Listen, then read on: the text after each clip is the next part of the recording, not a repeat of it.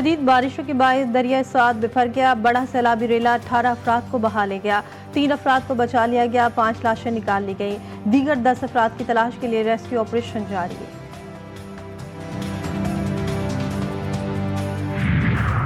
कौमी असम्बली ने माली साल 2023 और 24 के लिए ज़िमनी ग्रांट्स की मंजूरी दे दी। 180 अरब 87 करोड़ 17 लाख 90 हज़ार के ज़िमनी ग्रांट्स की मंजूरी दी गई।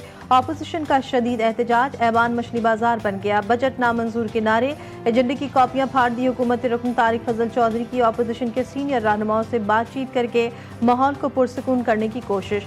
ऑपोजिशन अरकान अपनी पोजीशन पर कायम रहे।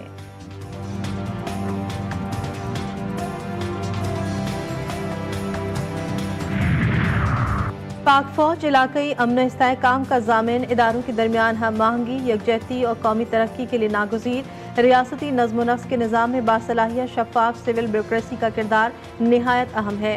फील्ड मार्शल आसिम मुनीर का सिविल सर्विसेज अकेडमी की ज़ेर तरबियत अफसरान से खिताब। फील्ड मार्शल ने इलाकई अमन इस्तेहकाम में मुसल्लह अफ़वाज के किरदार पर रोशनी डाली। कहा, नौजवान अफसरान पेशा वराना महारत और कौमी वाबस्तगी का मुजाहिरा करे।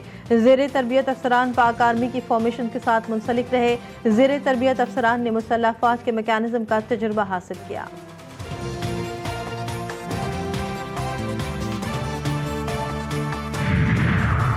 सीनियर वजीर सिंध शर्जील मेमन की ज़ेर सदारत महकमा ट्रांसपोर्ट का इजलास। बड़ी तादाद में ईवी और हाइब्रिड बसें लाने का फैसला। शर्जील मेमन कहते हैं, चंद माह में डबल डेकर बसें कराची की सड़कों पर होंगी। ट्रांसपोर्ट के निज़ाम को मुकम्मल तौर पर ईवी बसेस पर मुंतकिल करने जा रहे हैं। शहरियों को मयारी, महफूज और सस्ती ट्रांसपोर्ट मुहैया करना है।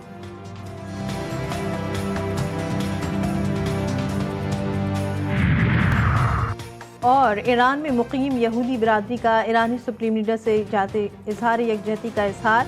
तेहरान के यहूदी इबादत खाने में यकजहती के रुख परवर तकरीब। आयतुल्लाह खामनेई और ईरानी मिलिट्री क़यादत के लिए खुसूसी दुआएं। मुल्क भर में मानसून की बारिशें। पंजाब और केपी में बादलों की घन गरज, तेज हवाओं के साथ बरसात। मुख्तलिफ हादसात में 7 अफराद जान बहक, मुतादिद जख्मी। शुमाली इलाका जात में भी ग्लेशियर्स फटने का खदशा। चित्राल, सवात, मासेरा और कोहिस्तान समेत कई इलाकों में सैलाब का अंदेशा। मुख्तलिफ शहरों में अर्बन फ्लडिंग का खतरा। NDMA का अलर्ट जारी। सिंध में तूफानी बारिश, छतें और साइन बोर्ड गिरने से 4 बच्चे जान बहक और 27 अफराद जख्मी। हैदराबाद में शदीद बारिश, गली मोहल्ले तालाब बन गए।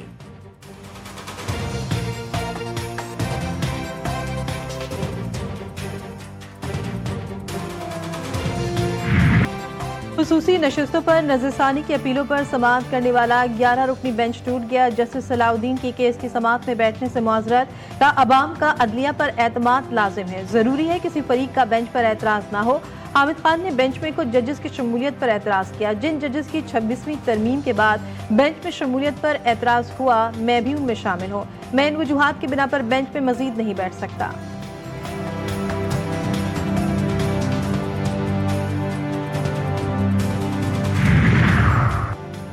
सुप्रीम कोर्ट में मखसूस नशिस्तों के केस की दोबारा समाअत। वकील हामिद खान का 10 रुकनी बेंच पर भी एतराज़। आईनी बेंच ने एतराज़ मुस्तरद कर दिया। दौरान समाअत जस्टिस जमाल मुंतकिल और वकील हामिद खान के दरमियान तल्ख जुमलों का तबादला। 10 रुकनी बेंच समाअत नहीं कर सकता। वकील हामिद खान का एतराज़। जस्टिस जमाल मुंतकिल ने इस्तफसार किया, किस कानून के तहत समाअत नहीं कर सकता। हम रूल्स, कानून और आइन के मुताबिक चलेंगे, कोई गैर मुतल्लिका बात नहीं सुनेंगे। आप जो कर रहे हैं वो अच्छे वकील वाली बात नहीं।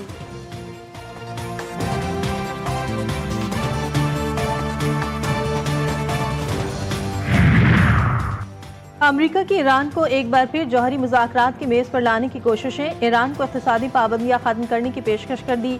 अमरीकी नशियाती इदारे का दावा। रिपोर्ट में कहा गया कि ईरान को बैरूनी बैंकों में उसके 6 अरब डॉलर इस्तेमाल करने की इजाज़त दी जा सकती है। ताहम मुज़ाकरात में अहम तरीन शर्त ईरान को यूरेनियम अफजूगी की इजाज़त ना देना है। ईरानी सिविलियन न्यूक्लियर प्लांट के लिए अरबों के जरिए सरमायाकारी की पेशकश का फैसला भी किया गया है।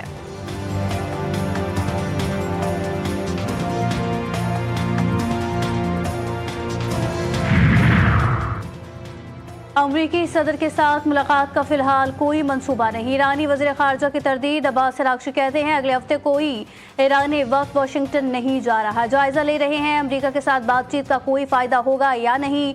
मुज़ाकरात के 5 राउंड्स के बावजूद इजराइल और अमरीका ने ईरान पर हमला किया।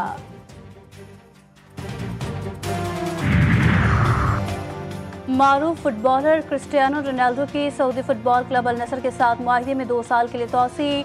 रोनाल्डो 2027 तक सऊदी क्लब का हिस्सा होंगे। स्टार फुटबॉलर अल नसर की जानिब से 105 मैचेस में 93 गोल स्कोर कर चुके हैं।